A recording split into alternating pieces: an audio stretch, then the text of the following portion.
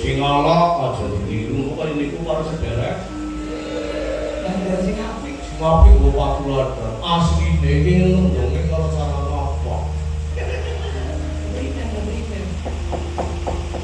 Sambung wakli jane demen karo polanane dhewe. Kamu lagi. Di sana mereka tiga primer. Tau curhat karo nalikane mlaku-mlaku bareng Bu. Nang apa nyuwanakna sayembara peperangan. Asline ya Bu. Kene ngomong karo kowe dua dadi ngomong kowe. Yang asline demen karo Sukesi. Ning kepriwe paling siji nyong sing pernah bapak paman.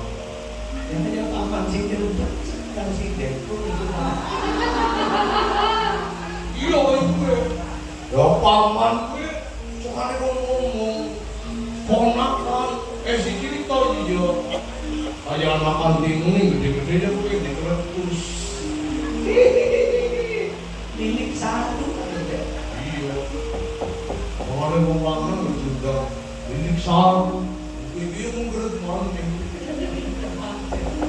Lah kiye namane ngono. Lah suwe-suwe bareng karo nyong kok mulai asline demen karo Sukesi. Sapa bae sing bisa boyong karo Sukesi kudu bisa ngasulna karo jagongan piye-piye. Mulane nyong karo kowe napa dadi penerjemah bukan sing ngurungna nang apa ke mati mundur karo kowe Pak Kanti. Asline kaya kowe